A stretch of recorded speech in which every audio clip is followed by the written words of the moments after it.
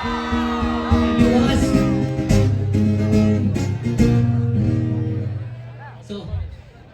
చూస్తుండగా ఈ 4 years of BTech life అయిపోతుంది బై.